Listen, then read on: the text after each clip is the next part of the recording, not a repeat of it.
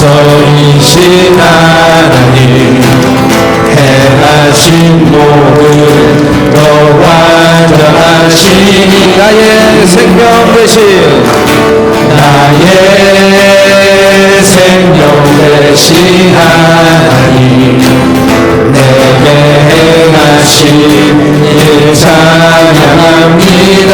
진실하신 하나님 진실하신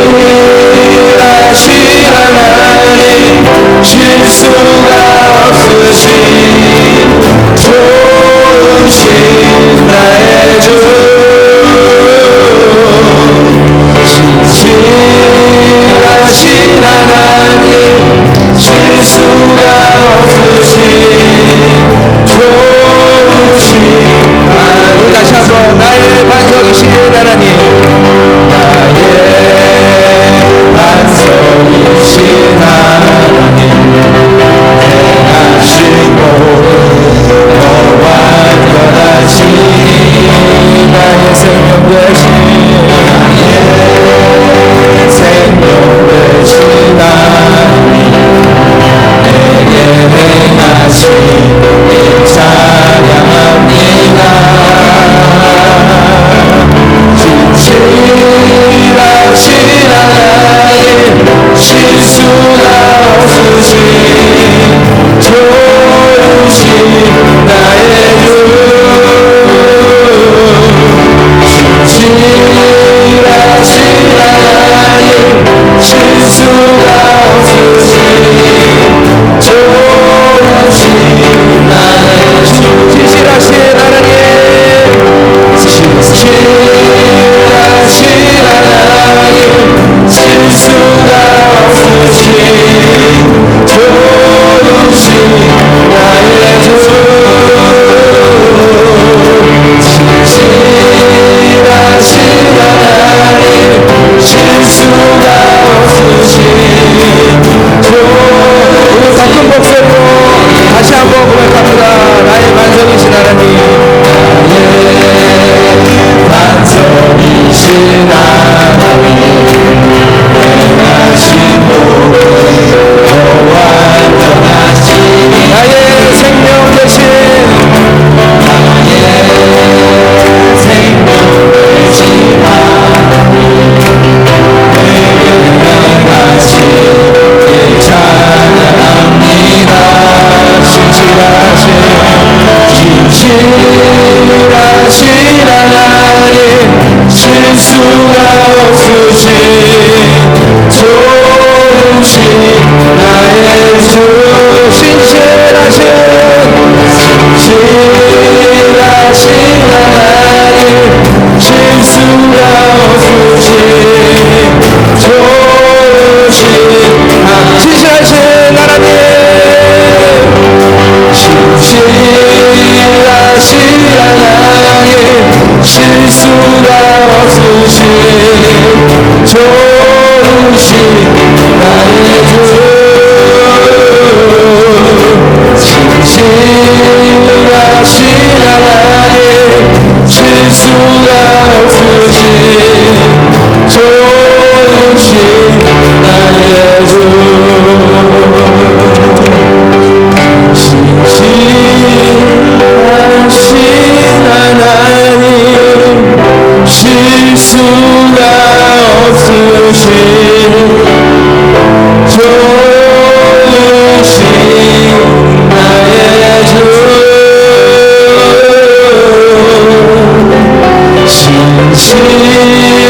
진실하신 하나님 실수가 없으신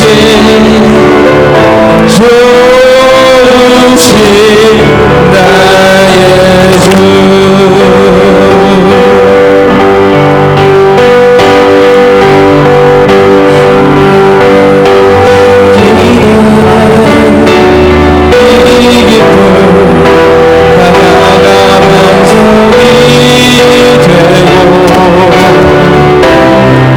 주님 여기 계시기에 반석 위에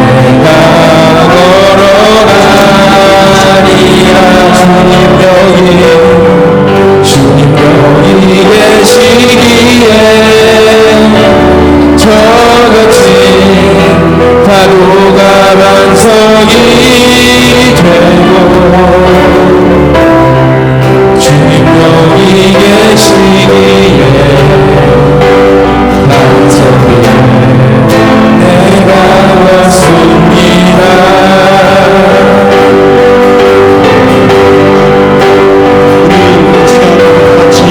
기도하도록 하겠습니다. 그럼 우리 기도를 주님께 드리면서 우리가 이 예배를 참석한 저희들에게 주님이 한없는 은혜와 저희들을 아들, 딸 살아주신 주님의 은혜에 우리 감사하면서 이렇게 기도해 보기를 원합니다.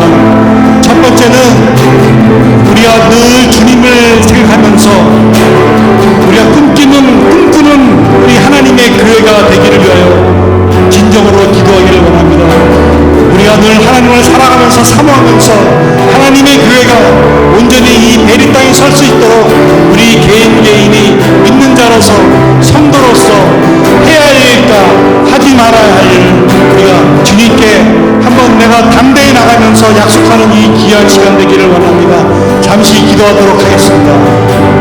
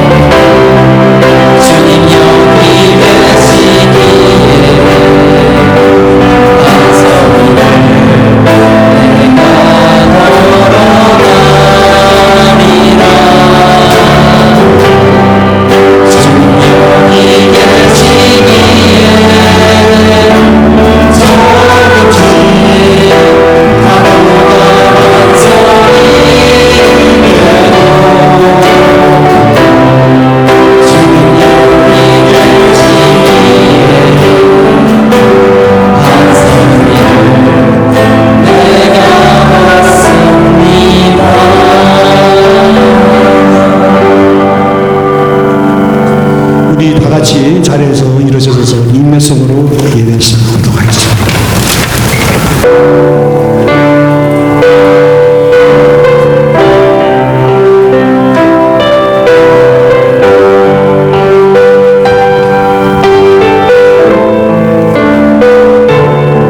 주의 보좌로 나아갈 때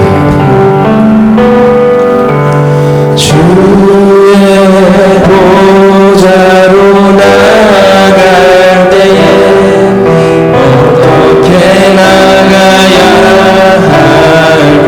나를 구원한 주의 십자가, 나를 구원한 주의 십자가, 그것을 믿으며 주의 보좌로 나갈 때, 주의 보좌로 나갈 때, 여전히 부족한 나를 부신 주의 그 사랑, 나를 부르신 주의 그 사랑, 그것을 믿으며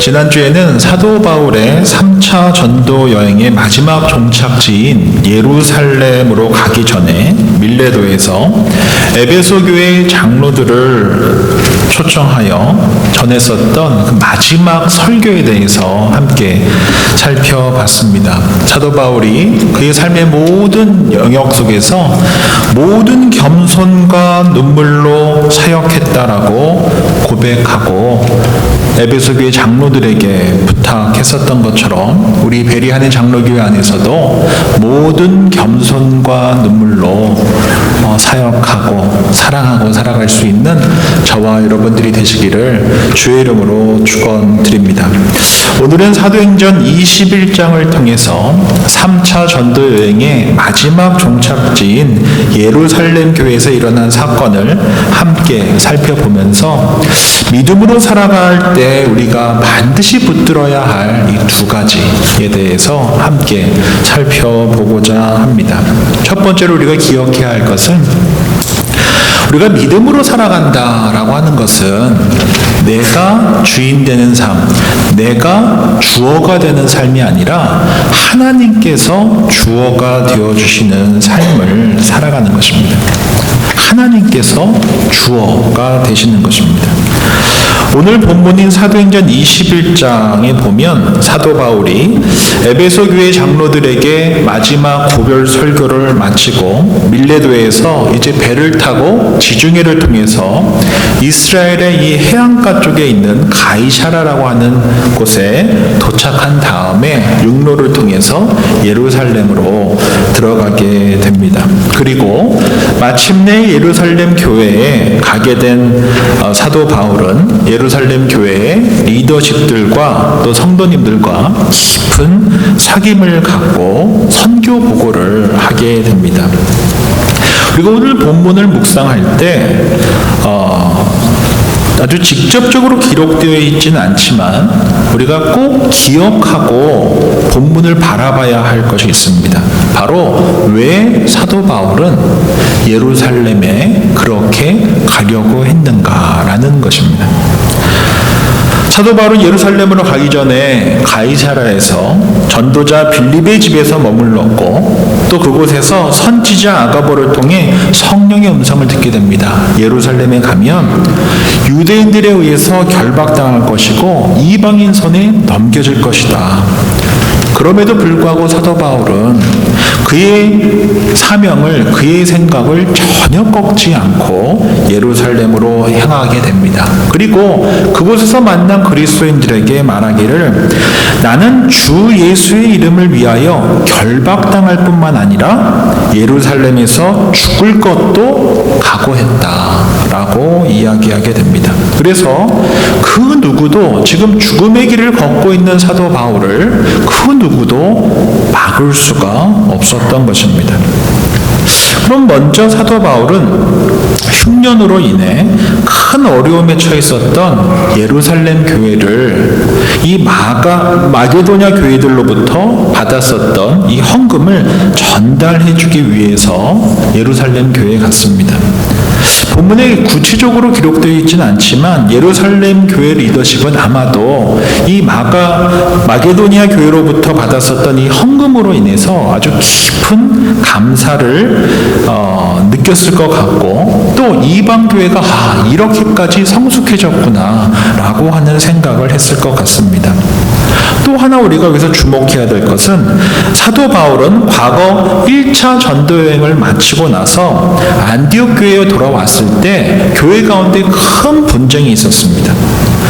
이방인들 가운데 예수님을 믿고 있는 이들이 있었는데 그들에게 예루살렘으로부터 왔었던 거짓 교사들이 할례를 받아야 한다라고 이야기를 하여서 큰 분쟁이 일어나게 되었고 바나바와 바울은 이로 인해 예루살렘 교회에 방문하여 예루살렘 공회가 최초로 열리게 됩니다. 그리고 그 결과 이방인들 중에 예수를 믿는 자들은 유대인들처럼 할례를 받을 필요가 없으며 다만 우상의 더러운 것과 음행과 피를 멀리하면 된다라고 결론을 내리고 그 사건 이후로 7년 만에 다시 예루살렘 교회에 오게 된 것입니다. 그리고 1차, 2차, 3차 전도 여행을 통하여 이방인과 디아스포라 유대인들에게 복음을 전하며 오직 믿음으로만, 오직 은혜로만 구원받는다는 사실을 증거했고 또 그 증거를 통해 맺게 되었었던 놀라운 열매들에 대해서 당시 예루살렘 교회 지도자였던 야고보와 장로들 앞에 선교 보고를 하게 된 것입니다. 그래서 오늘 본문 19절에 보면 다음과 같이 기록되어 있습니다. 제가 읽습니다. 바울이 문안하고 하나님이 자기의 사역으로 말미암아 이방 가운데서 하신 일을 낱낱이 말하니.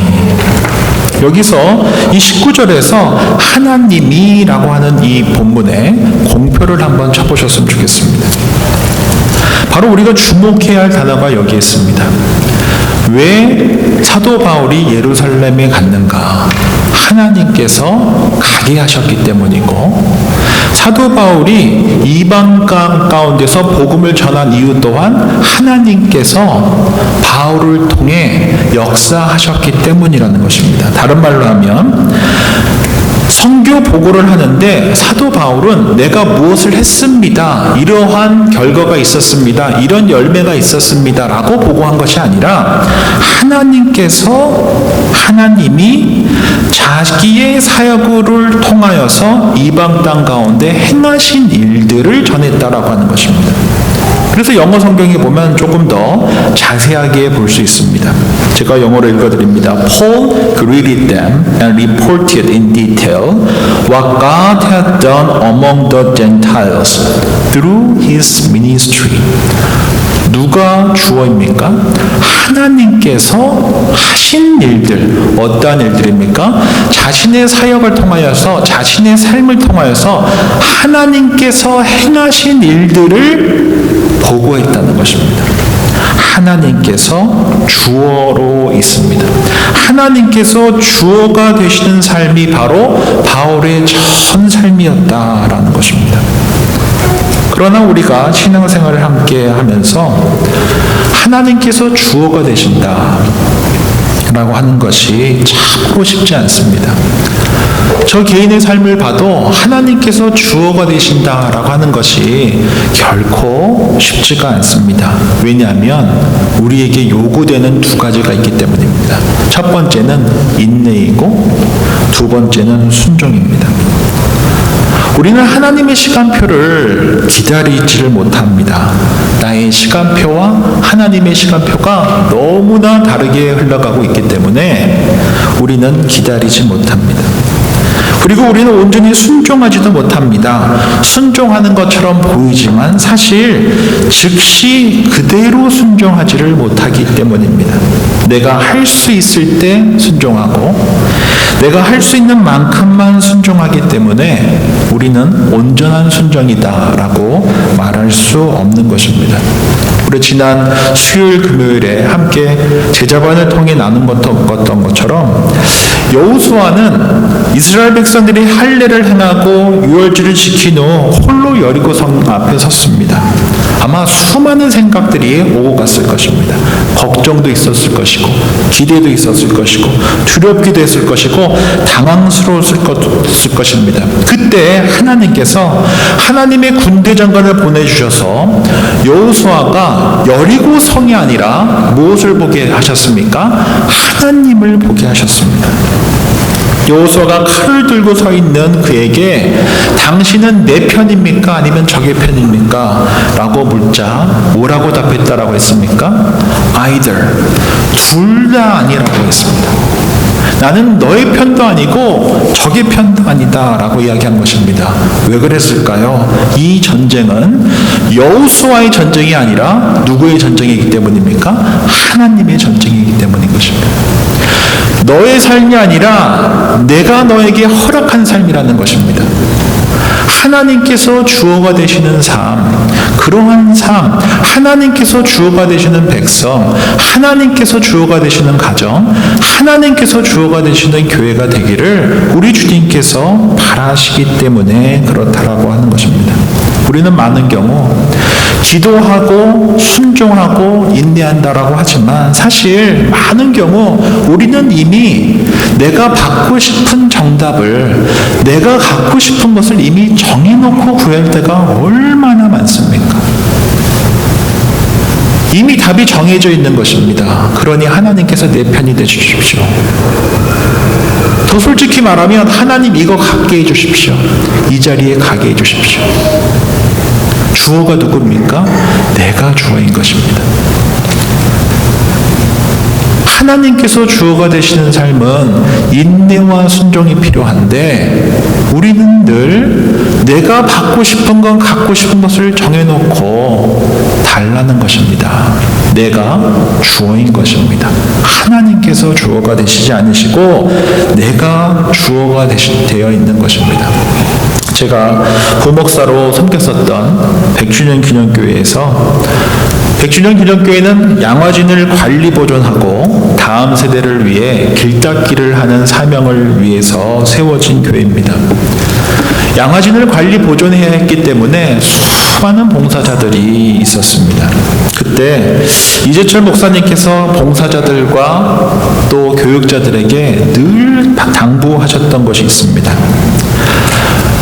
100주년 기념교회 귀한 성도님들이 양화진을 관리하고 보존하는 이유는 외국인 선교사들의 업적을 기리기 위한 것이 아니라 하나님께서 그들을 통해 어둠과 사망의 그늘 가운데 있는 조선 땅에 복음과 생명의 빛을 비추신 것을 기억하게 하기 위해서다라고 하셨습니다.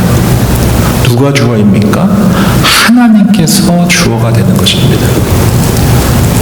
선교사들의 업적을 알리기 위해서 양화진을 보존하는 것이 아니라 하나님께서 외국인 선교사를 통해 조선 땅 가운데 어둠과 사망의 그늘 가운데 있는 조선 땅 가운데 하나님께서 복음의 빛을 비춰주시고 생명의 빛을 비춰주셨던 그것을 기억하게 하기 위해서 여러분들이 봉사하시는 것입니다 라고 끊임없이 이야기를 해주셨습니다.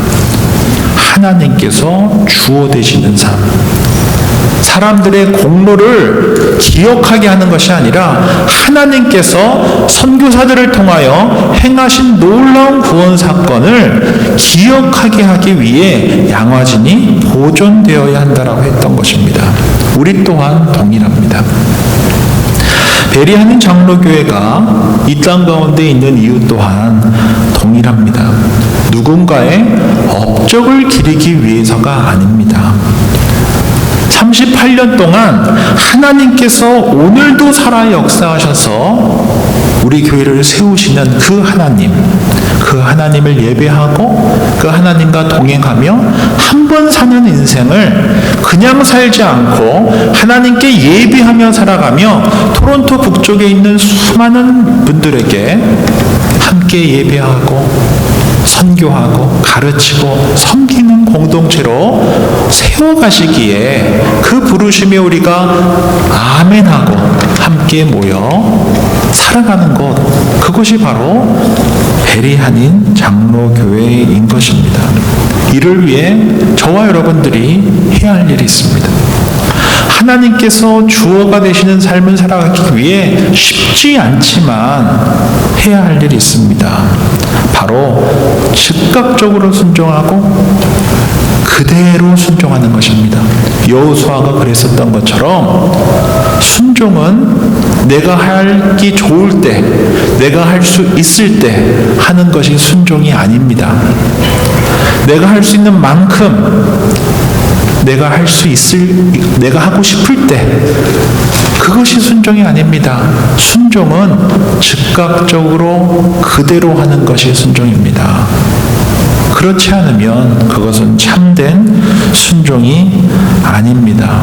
모쪼록 우리 귀한 베리하는 장로교회가 하나님께서 주어 되시는 교회가 되기를 소망합니다. 이를 위해 저와 여러분들이 하나님께서 말씀을 주시고 명령하실 때 즉각적으로 그리고 그대로 순종하며 나아갈 수 있는 저와 여러분들이 되었으면 좋겠습니다.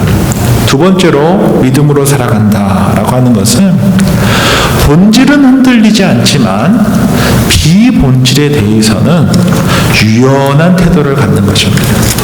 복음이라고 하는 이 본질은 흔들릴 수 없지만 그 외에 복음을 품고 있는 그릇은 다양할 수 있다라는 것입니다. 오늘 본문 21절 하반절에 보면 바울이 유대인 크리스찬들로부터 큰 오해를 받고 있는 것을 볼 수가 있습니다. 21절 말씀 제가 읽어드립니다. 내가 이방에 있는 모든 유대인을 가르치되 모세를 배반하고 아들들에게 할례를 행하지 말고 또 관습을 지키지 말라 한 다음을 그들이 들었도다. 바울은 분명히 예루살렘 공의의 결정에 따라 이방인들이 유대법을 지킬 필요가 없다라고 강조했고, 그러나 유대인들에게 율법을 버려야 한다라고 가르치지는 않았었습니다. 오직 예수 그리스도의 이름으로만 구원받기에 이방인들이 유대인들처럼 유대 율법을 지킬 필요가 없다라고 한 것을 분명히 했던 것뿐입니다. 그런데 유대인들뿐만 아니라 유대 크리스찬들까지 바울의 가르침을 오해하고 있었습니다. 뿐만 아니라 바울이 다시 예루살렘을 방문했었던 그때가 오순절 기간이었기 때문에 수많은 디아스포라 유대인들까지 예루살렘에 모여 제사를 드리기에 모여 있었기 때문에 바울에 대해서 굉장히 분을 갖고 있었던 유대인들로부터 어떤 해코지가 일어날지 알 수 없는 상황이었습니다. 이를 잘 알고 있었던 예루살렘 교회 담임 목회자와 장이었던 야고보와 장로님들께서는 바울에게 한 가지 제안을 하게 됩니다. 자신들에게 4명의 서원한 사람이 있으니 이들이 이제 서원의 만료 기한이 되어서 하나님께 정결 예식을 해야 하니 바울 당신이 그 모든 비용을 대고 당신 또한 함께 정결 예식에 참여했으면 좋겠습니다 라고 했습니다. 그렇게 하면 바울이 율법을 무시하는 자가 아니라 오히려 율법을 지키는 유대인이며 교회의 화합을 도모할 수 있다라고 판단했었던 것입니다. 그때 바울은 고집을 부리지 않았습니다.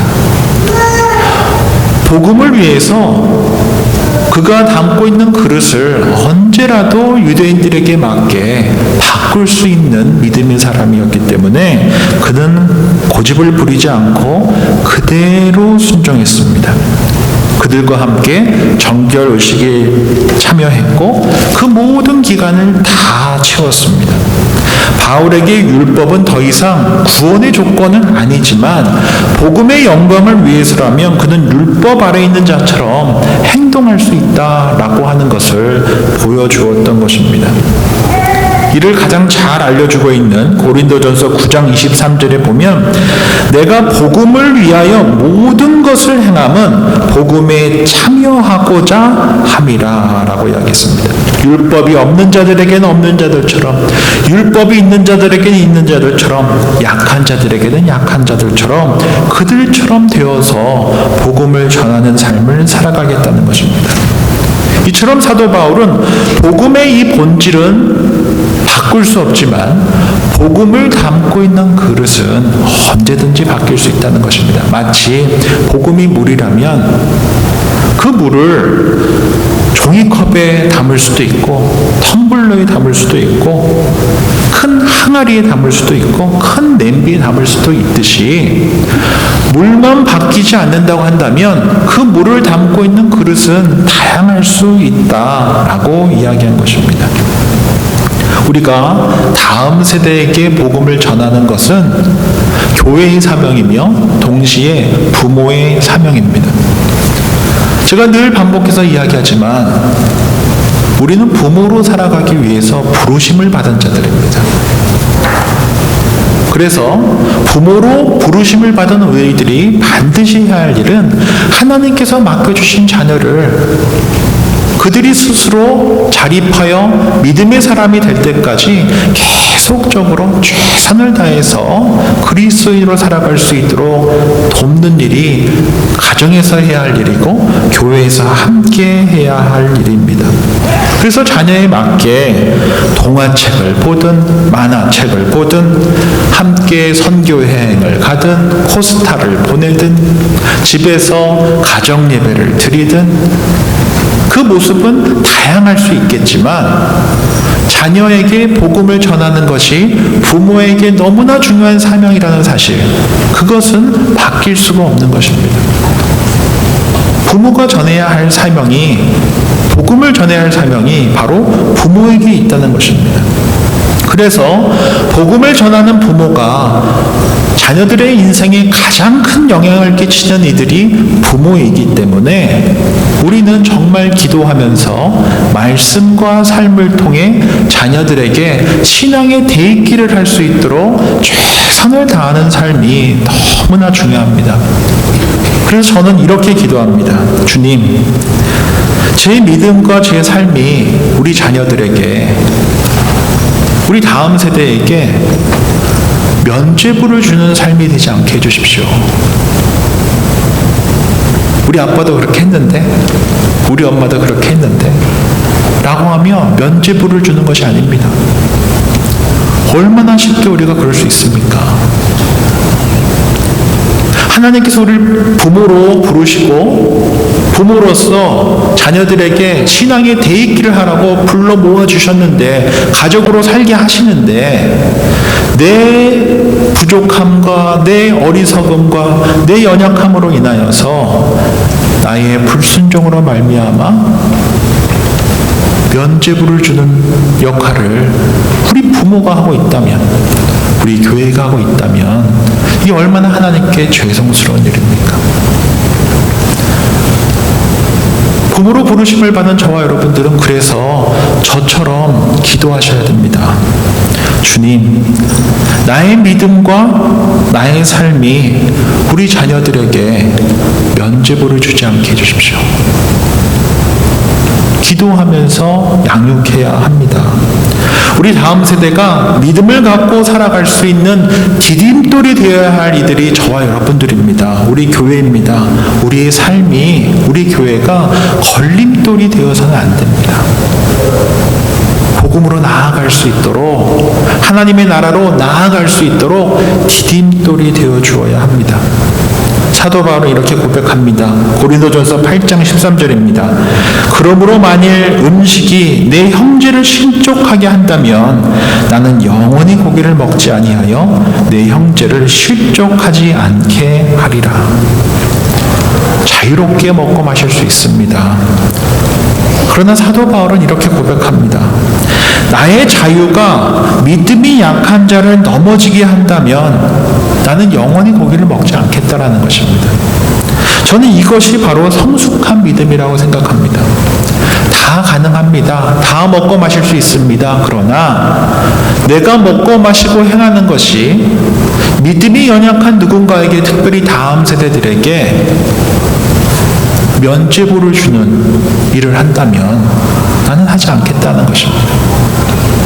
나를 위해서뿐만 아니라 우리 다음 세대를 위해서, 믿음이 연약한 자를 위해서 하지 않겠다라고 하는 것입니다. 왜 사도 바울이 자신의 고집과 자존심을 내려놓았겠습니까?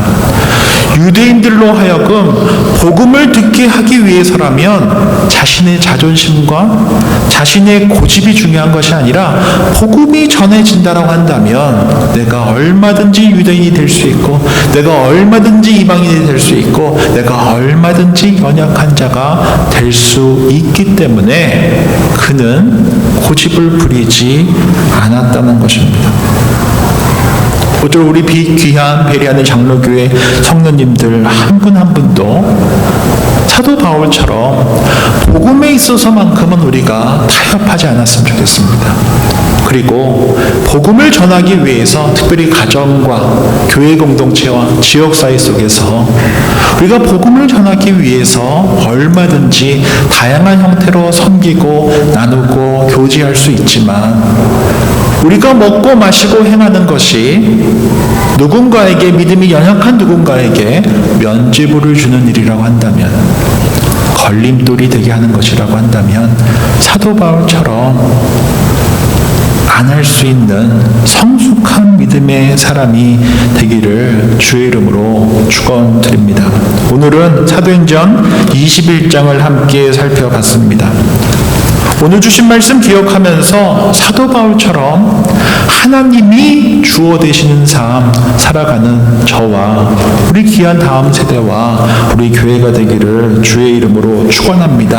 우리의 업적을 자랑하는 것이 아니라 하나님이 행하신 일을 자랑하는 저와 여러분들이 되었으면 좋겠습니다. 뿐만 아니라 복음을 위해서 복음의 징검다리가 되도록 복음을 향한 디딤돌이 되기 위해서 기꺼이 내가 먹고 마시고 행하는 것을 포기할 수 있는 그런 성숙한 우리 귀한 성도님들 한 분 한 분 되시기를 우리 베리 한인 장로교회가 되기를 주의 이름으로 축원드립니다. 기도하겠습니다.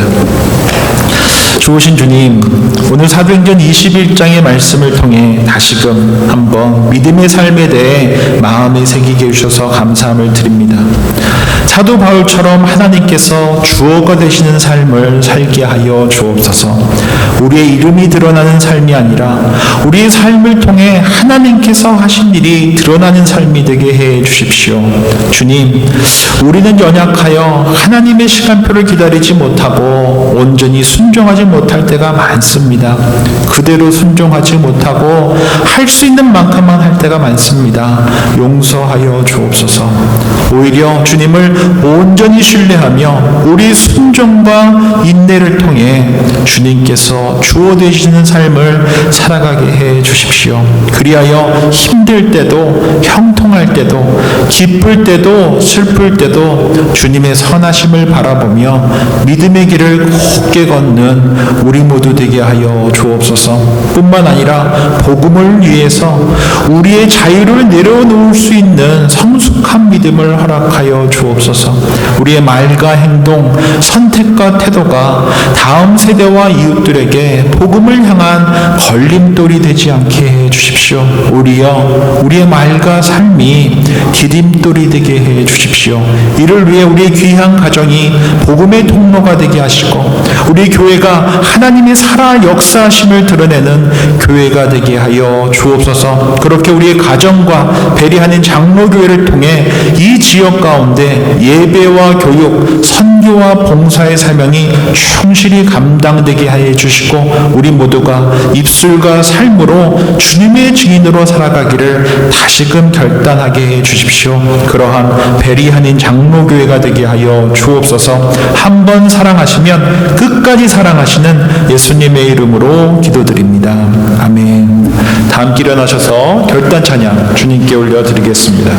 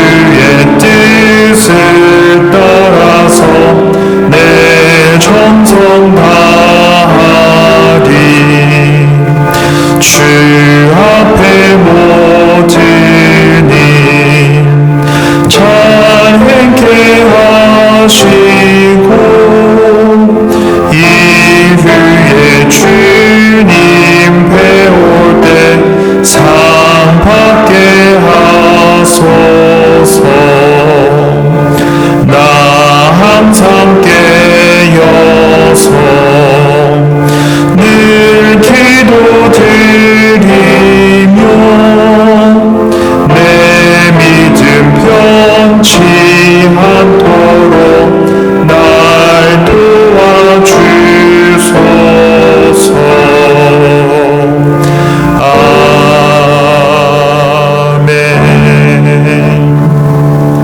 우리 주 예수 그리스도의 은혜와 하나님 아버지의 크신 사랑하심과 성령님의 교통하심과 인도하심이 하나님께서 주어 되시는 삶을 살기로 결단하며 가정과 지역사회 속에서 복음의 걸림돌이 아니라 징검다리가 되기를 소망하는 주님의 사람들과 배려하는 장로교회 위에 이제로부터 영원까지 함께 하시기를 간절히 축원하옵나이다. 아멘.